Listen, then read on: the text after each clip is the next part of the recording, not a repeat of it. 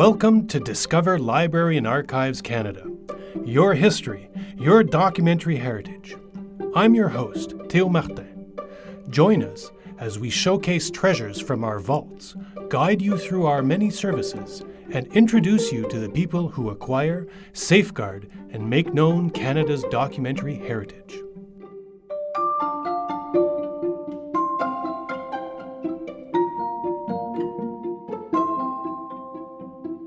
Welcome to Treasures Revealed. In this podcast series, we'll be showcasing certain items in the Library and Archives Canada collection. Each episode will speak to a LAC employee and highlight an item that they consider a real treasure in our collection. They may be rare items, perhaps unusual or valuable, or items with historical significance. Perhaps they will have a compelling or interesting story to go along with them. More importantly, all of them will showcase our vast and rich collection that is the shared documentary heritage of all Canadians.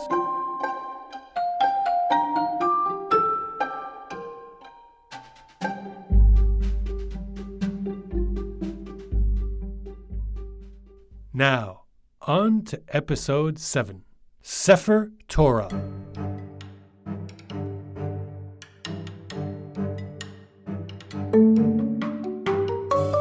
In 1768, a small group of Jewish settlers came to Montreal from England, Germany, and the American colonies. They established the first Jewish congregation and synagogue in Canada, known as the Shearith Israel synagogue.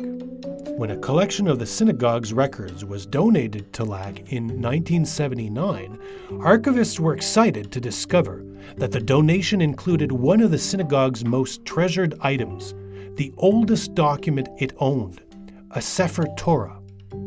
Instead of the Torah being buried, as is Jewish custom when it is no longer being used, it found a new home at LAC.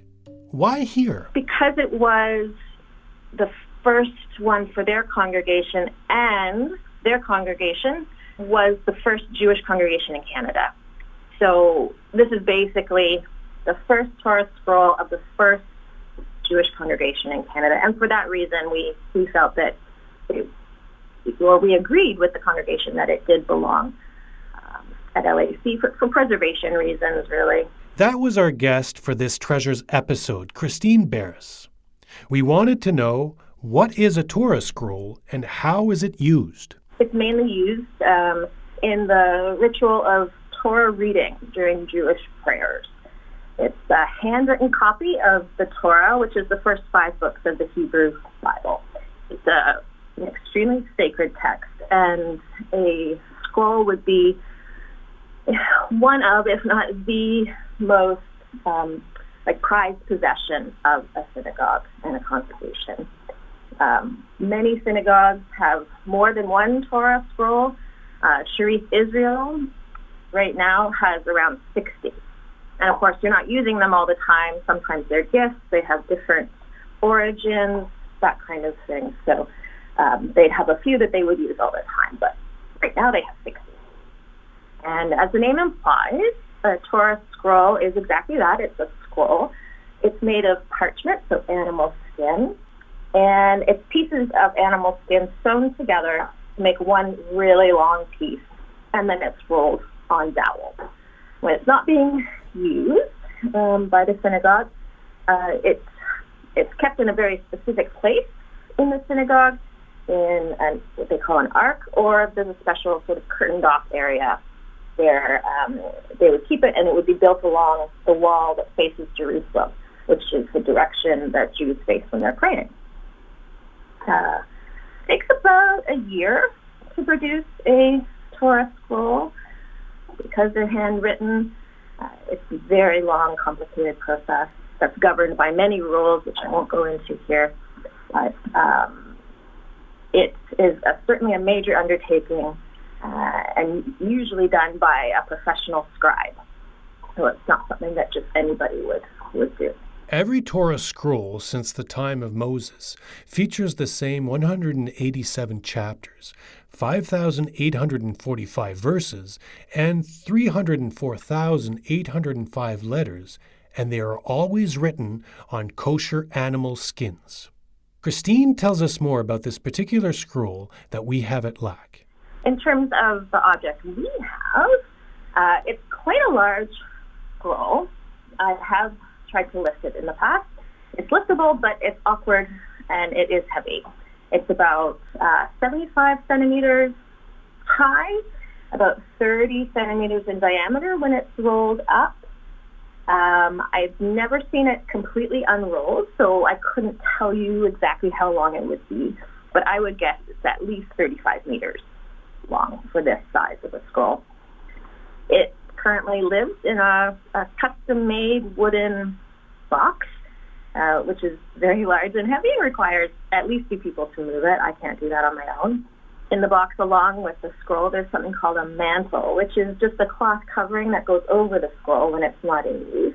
It's quite fancy, usually. So in the box with the scroll, there's the mantle and a lot of archivally friendly packing that's in around it so that it doesn't move at all. The parchment itself is very well worn. You can tell from the discoloration and some of the sort of scars to it. There's a few places where you can see there was some fire damage, so probably at some point someone was reading it by candlelight and got a little bit too close, that kind of thing. So you can tell it's been a well-loved object over the years. And when it was first donated to the National Archives, it was thought that the scroll dated back to the expulsion of the Jews from Spain in 1492, which would have made it close to 500 years old at that point, and that would have been something quite major to have. However, we did some investigation once we acquired it, partly we wanted to know how old it was and partly for insurance sake. We had a librarian at the Jewish Theological Seminary of America have a look at it, and in the end they figured that it was a bit younger than originally thought, most likely from the late 17th or early 18th century, and may have been written in North Africa. So a little younger, but still, by Canadian standards, quite old. Old, but not quite as old as originally thought, the Sefer Torah is an impressively large and beautiful document, and it had been in continuous use for more than 2 centuries. Given that the Sefer Torah, donated to LAC, was no longer suitable for use, a customized ark was built to house and display it. The ark was designed to fit in with the architecture of the Jacob M. Lowy Room, where the rest of LAC's outstanding collection of over 3,000 rare and unique Hebraica and Judaica items dating back to the 15th century are stored. To learn more about the Jacob M. Lowy Room, check out episode 45 of our podcast from May 2018 entitled Mr. Lowy's Room of Wonder. Christine, how did you first discover this in the collection? I was working on a guide to Jewish records at LAC, and in their collection, I was reading the description of their records, and I saw that we had a Torah scroll, and I thought, oh, that's a little strange. So I went and visited it out in Renfrew. At that time, that's where it was being stored, just to have a look at it, to see what we were dealing with, to see the condition of it. And so that's basically how I became familiar with it. And then from there, I did a bit of research on it, and it just, one of these things, it just kind of kept coming up as a point of interest after that. So I don't know if I was the one who kind of pushed it or or if it was just serendipity. We asked Christine why she thinks this item is a treasure. Yeah, I mean, LAC's archival collection is incredible, and I think anyone looking for a treasure would be spoiled for choice. One could argue that everything we have is a treasure. I think there's a few things that are interesting about this one. It is unusual to have a Torah scroll in an archival collection. And that's partly why it's interesting. I think, though, for me, this one really came to the forefront of my mind in 2018 when it was the 250th anniversary of the Shearith Israel synagogue.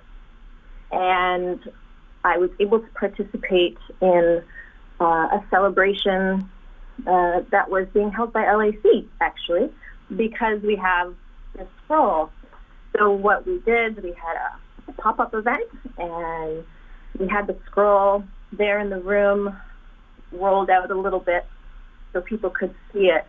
And they bussed in people from Montreal who were congregants of the synagogue, so they could come and see the scroll. And people were so excited to see it and so happy. People had their picture taken with it. And it was really quite an emotional journey for some people as well. You know, they hadn't seen it in a long time, and it was a real way to, I think, connect with ancestors, to connect with their own history. This item, who knows how old it is, who knows what it's seen. It could tell so many stories, but I think that's a part. So having the congregation be so tied to it, but then also knowing how many, the kind of history it's seen, it really made me think, this is something that we need to be putting out there as one of LAC's treasures.